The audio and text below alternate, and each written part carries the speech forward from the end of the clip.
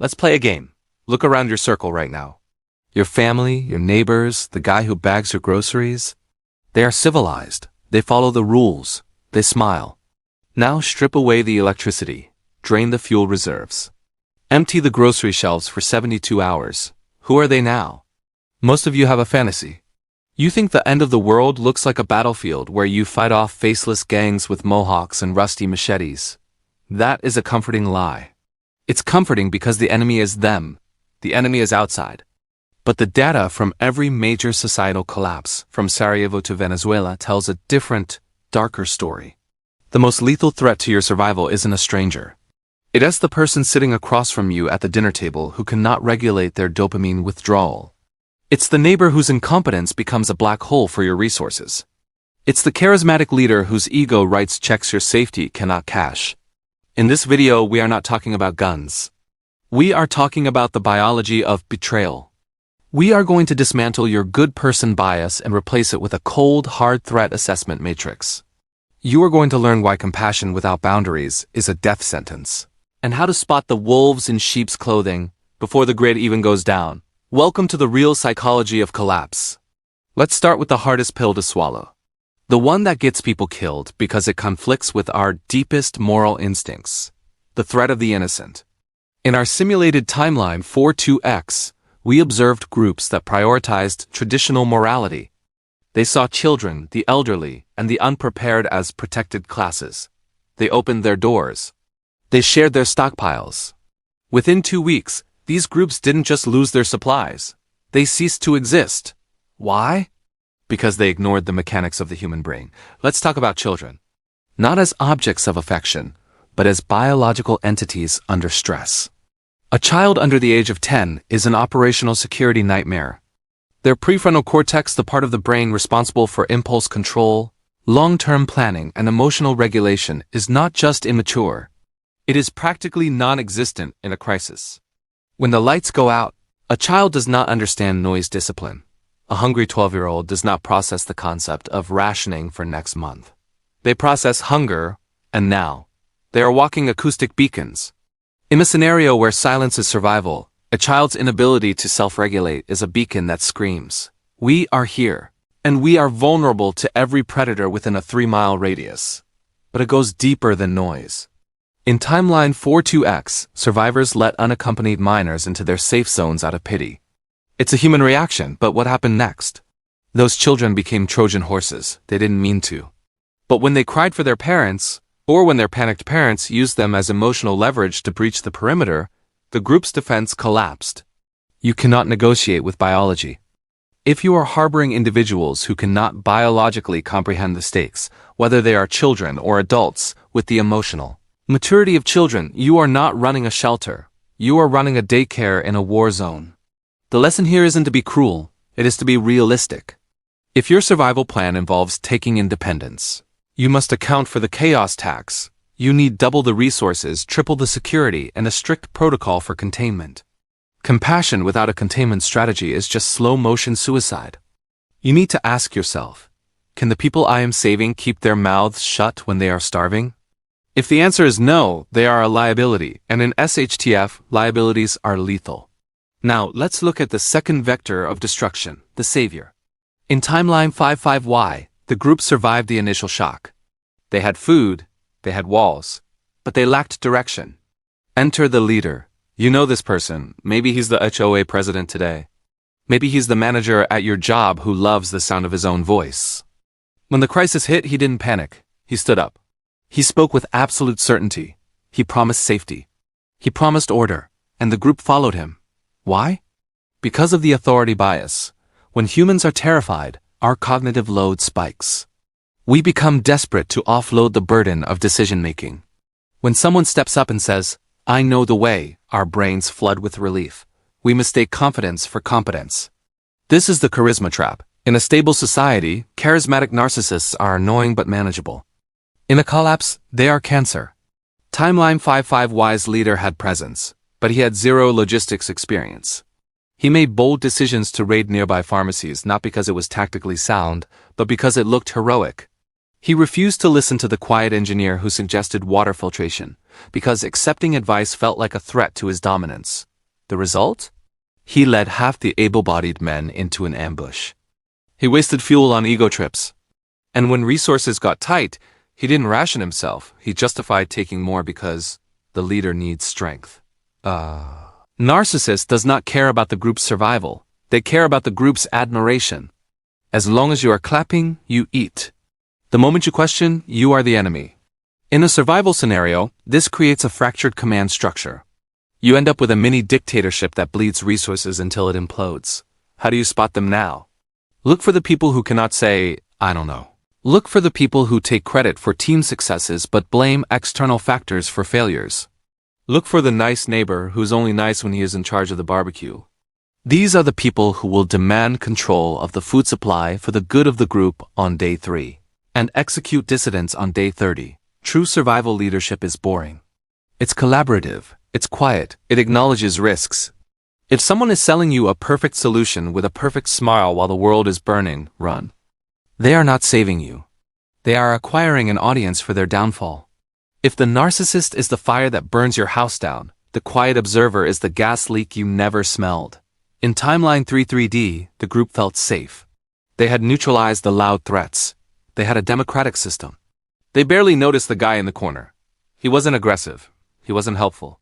He was just there. He watched. He listened. When arguments broke out, he stepped back. When guard shifts were posted, he memorized the rota. This is the gray man turned predator. And he is the most dangerous person on this list because he is playing a different game than you are. While you are playing community building, he is playing zero-sum game. He is running a constant, real-time cost-benefit analysis of your group. He isn't evil in the theatrical sense. He is coldly rational. He has realized that the group is leaking resources. He has calculated that you won't survive the winter. So he prepares his exit. He identifies where the high-value items are kept, the antibiotics, the ammo, the silver. He identifies the weak links in your perimeter. He identifies who sleeps deepest, and he waits. He waits for the moment of maximum distraction, maybe a storm, maybe a raid by another group. In Timeline 33D, the group woke up on day 14 to find their armory empty. The quiet guy didn't kill anyone. He didn't need to. He simply harvested the group's assets and vanished. He treated the group not as allies, but as a temporary resource cache. How do you identify the gray man predator? It is difficult because looking gray is also a valid survival strategy for good people. But there are microtells. Watch for the information asymmetry. Does this person ask questions about logistics, but never volunteer information about their own skills? Do they hoard small items? Do they avoid emotional bonding? A true ally shares the burden. A predator merely tolerates it. If you have someone in your group who is physically present, but emotionally and strategically detached, you are not looking at a member. You are looking at a spy. The danger here is intellect. You can outsmart a brute. You can outlast a narcissist. But it is very hard to outmaneuver someone who has been planning their betrayal while you were busy trying to make friends. Now we arrive at the fourth and most insidious archetype, the social engineer. If the narcissist uses force of personality and the gray man uses silence, the social engineer uses weaponized altruism. In Timeline 77R, the group thought they were secure. They had guards. They had strict rationing. Then a stranger approached the gate. He wasn't armed. He wasn't begging. He was offering. He had a small bag of medical supplies, antibiotics, bandages, and he said he just wanted to trade for some water. He was polite. He was charming. He made the guards laugh. He established reciprocity. This is the oldest hack in the human operating system. We are biologically wired to trust. People who give us things. The stranger didn't ask to come in. He traded and left. He came back 2 days later with information about a nearby roadblock. Valuable intel. Again, he asked for very little. By the third visit, the guards weren't checking his bag. By the fourth visit, they invited him in for coffee. A week later, he opened the back gate for his armed crew while the group slept. The social engineer understands that the strongest walls are useless if the person holding the key likes you. They don't attack your defenses. They attack your trust. They look for the lonely, the disgruntled, or the compassionate members of your group and they work them. They use incremental requests, asking for small, safe favors to build a pattern of compliance. slowly escalating until they have compromised your security. How do you spot a social engineer before the collapse? They are the people in your life today who view relationships as transactions. They are the ones who always know a guy. They are the ones who do you a favor you didn't ask for and then hold it over your head 3 months later. In a survival scenario, generosity from a stranger is not a gift. It is a probe. It is a stress test of your psychological defenses. If you accept the gift, you have accepted the debt. And in a lawless world, the interest rate on that debt is everything you own. So we have identified the threats, the innocent liability, the narcissist, the gray man predator, and the social engineer. The question is, how do you filter them out? You cannot run a background check when the internet is down. You cannot rely on your gut feeling, because panic destroys intuition. You need a system. You need behavioral thresholds. A threshold is a line in the sand. It is an objective metric that, once crossed, triggers an immediate security response. It removes emotion from the equation. You need to establish these thresholds now, while the world is still spinning, and apply them ruthlessly when it stops. The first threshold is the resource anxiety test. Watch how people around you handle small-scale scarcity today. When there is a temporary shortage of something, gasoline, toilet paper, a specific food item, observe their reaction. Do they buy what they need, or do they clear the shelf? The person who clears the shelf when the supply chain is merely hiccuping is showing you their panic default setting. They are demonstrating that their survival instinct overrides their community instinct. In a real collapse, this person will hoard your group's water. They will steal extra rations. They prioritize their anxiety over the group's survival. If you see this behavior now, mark them. They are not team players. They are competitors waiting for the starting gun. The second threshold is the information vacuum test.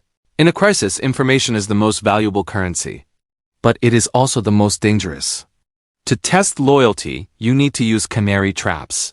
Give a specific piece of information, fake information, to a suspected narcissist or social engineer. Tell them you found a stash of fuel in the old garage, but tell them it's a secret. Then wait. If that information comes back to you from a third party, or if you see them trying to access that garage, you have your answer. You have identified a leak without compromising your actual supplies. Trust is not a feeling. Trust is a verified data point. If someone cannot keep a small secret during peacetime, they will sell your location for a can of beans during wartime. The third and most critical threshold is the authority challenge. This is designed to expose the narcissist. In a low-stakes situation, publicly question their plan. Disagree with them. Propose an alternative. Watch their reaction. A competent leader will listen, debate, and perhaps adapt. A narcissist will perceive this as an attack. They will get angry. They will deflect. They will try to humiliate you. If you see rage in their eyes just because you challenge their ego, imagine what they will do when you challenge their command over life and death resources. This reaction is a red flag that screams danger. Cannot go into the apocalypse with someone who values their pride more than your life. The final step is the protocol. This is the hardest part. Once you identify these threats using the thresholds, what do? In a civilized world, you unfollow them on Facebook. In a collapse, you have to physically distance yourself. If the grid goes down tomorrow, and you know your neighbor is a narcissist, you do not partner with him. You do not share your prep status. You go dark. You become the gray man to him. If you have a family member who is a social engineer, you restrict their access to your inventory. You do not let them negotiate with outsiders. You love them, but you do not let them drive. Survival is not just about what you have stored in your basement. It is about who you have standing next to you. A tight circle of boring, reliable, competent people will outlast a fortress filled with erratic personalities. The world might end in fire, or ice, or silence. But the drama that kills you will likely have a human face. It will have a name you know. Stop looking for monsters under the bed. Look at the people at the table. Run the tests. Set the thresholds. And be willing to make the hard cuts now, so you don't have to make them when the price of a mistake is everything. Now that you have purged the obvious threats, you are left with a smaller group. You feel safer.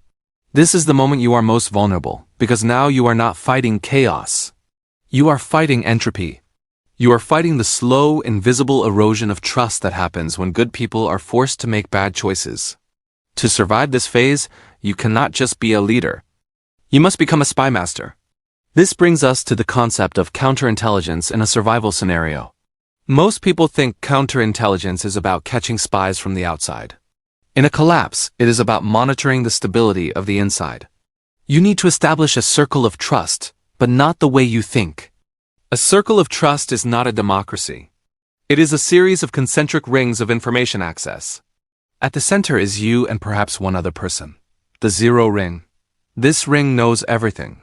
The full inventory, the escape routes, the cache locations.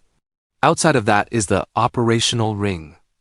These are your enforcers, your medics, your engineers. They know what they need to know to do their jobs, but they do not know the full picture. The medic knows where the medical supplies are, but not where the ammunition is buried. The guard knows the patrol schedule, but not the combination to the food locker. This is called compartmentalization. It is not about being secretive. It is about insurance. If someone in the operational ring breaks, if they are captured, tortured, or turned, they cannot give away the keys to the kingdom because they never held them. The outermost ring is the peripheral ring. These are the dependents, the newcomers, the people on probation. They know nothing except what they are told day to day. They are fed, they are protected, but they are blind. This sounds harsh, it sounds dictatorial. But in a high-stakes environment, information is ammunition. If you leave ammunition lying around, someone will eventually pick it up and shoot you with it. But building these rings is the easy part. The hard part is maintaining them when the pressure mounts. This is where you need to run active sanity checks. You need to stress test your own people. Not to be cruel, but to measure their breaking point before reality does. One effective method is the false scarcity drill. Announce to the group that rations are being cut in half next week due to a spoilage issue. It's a lie. But watch the reaction. Who offers to share their portion? Who starts hoarding immediately? Who tries to organize a mutiny to raid a neighbor? You are simulating a crisis within a crisis to see whose morality holds and whose fractures. The person who suggests stealing from others the moment they feel a pang of hunger is a latent predator. You just expose them without losing a single grain of rice. Now, let's talk about the nightmare scenario. The Judas Protocol. What do you do when you catch someone? You trusted them. You let them in. And you found them stealing antibiotics, or radioing a rival group, or undermining your authority. The civilized part of your brain wants a trial. It wants to hear their side. It wants to forgive. But in a collapse, mercy is a luxury good that you cannot afford. If you catch a thief and you forgive them, you have not bought their loyalty. You have taught them that there are no consequences. You have signaled to the rest of the group that the rules are optional. This creates a broken window effect that destroys morale faster than starvation. The response to internal betrayal must be immediate, proportionate, and public. It does not necessarily mean violence. In fact, exile is often a more powerful deterrent. To be cast out of the sanctuary, back into the chaos, is a death sentence that everyone understands. When you exile a threat, you are not just removing a person. You are reinforcing the boundary of the group. You are saying inside is life, outside is death. And your choices determine where you stand. However, there is a nuance here. You must distinguish between a failure of competence and a failure of malice. The person who falls asleep on guard duty because they are exhausted is a liability, but they are not an enemy. They need support, rest, or a role change. The person who falls asleep on guard duty because they were bribed, or because they simply do not care if you die, is a cancer. You cannot cure cancer with a second chance. You cut it out. This leads us to the final, most uncomfortable truth about survival psychology. The mirror test. You have spent this entire time assessing the threats around you. The narcissist, the gray man, the social engineer. But you need to ask yourself, which one are you? Are you the leader who refuses to listen? Are you the hoarder who justifies theft? Are you the parent who would sacrifice the group for your child? The line between survivor and monster is not a wall. It is a thin gray line drawn in the sand. And as the days turn into weeks, and the weeks into months, the wind will blow that line away. The most dangerous person in the world might be the one staring back at you in the reflection of a dark window. To survive the end of the world, you must be ruthless with others, but you must be even more ruthless with yourself. You must constantly audit your own morality. Are you making hard choices for the survival of the group, or are you just becoming the warlord you feared? Because if you survived the collapse only to become the villain of your own story, did you really survive? Or did you just become another casualty of the new world? The goal is not just to keep your heart beating. It is to keep your humanity intact enough to be worth saving. We have secured the perimeter. We have purged the internal threats, but eventually you have to open the door. You have to step outside. You have to scavenge, trade, or travel. This brings us to the external phase of survival psychology, social camouflage. In a starving world, health is a target. If you step out of your house looking well-fed, clean-shaven, and wearing crisp tactical gear, you are not projecting strength. You are projecting a loot drop. You are advertising that you have resources worth killing for. To survive outside, you must master the art of performance. You must perform misery. If the population is starving, you cannot look energetic. You need to adopt the gray shuffle. You need to walk with the weight of the world on your shoulders. If everyone is dirty, you smudge grease on your face before you leave the wire. If everyone is coughing, you suppress your vitality. This is not cowardice. It is biological stealth. You are hacking the predator's target acquisition system. Predators look for the outliers. They look for the weak to eat or the rich to rob. By blending into the median baseline of suffering, you become invisible. But invisibility only works until you need to interact. Eventually, isolation becomes starvation. You will need to form alliances. You will need to trade. This is the most dangerous transaction you will ever make. Most groups fail here because they try to merge. They find another group and say, let's join forces. This is a mistake. When a small group merges with a large group, it is not a merger. It is an acquisition. Your resources become their resources. Your rules become suggestions. Instead of merging, you must build porcupine alliances. You get close enough to share warmth, but keep your quills out to maintain boundaries. Never negotiate at your home base.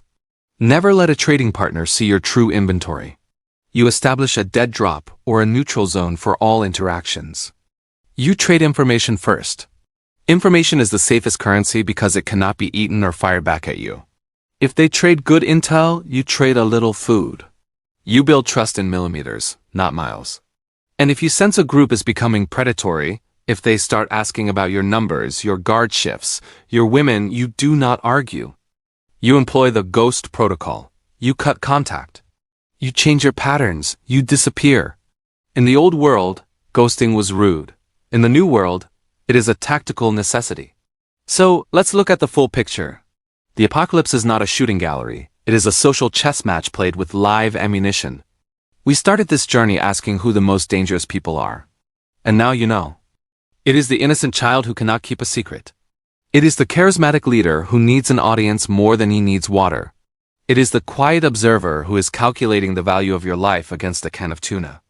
It is the social engineer who weaponizes your own compassion against you. And finally, it is the version of yourself that refuses to adapt. The grid might come back up. The world might recover. But the things you see in people when the lights are out cannot be unseen. You now possess the lens to see the cracks in the facade before the earthquake hits. You know how to test for the narcissist. You know how to spot the gray man. You know that trust is not a gift, but a verified data point. Don't wait for the siren. The collapse of character happens long before the collapse of society. Look at your circle today. Run the simulations. Ask the hard questions. Because when the world ends, you won't rise to the occasion. You will sink to the level of your training. And if your training didn't include a chapter on the darkness of the human heart, you are not prepared. You are just a stockpile waiting to be distributed. Be safe. Be smart. And most importantly, be the person who survives the people.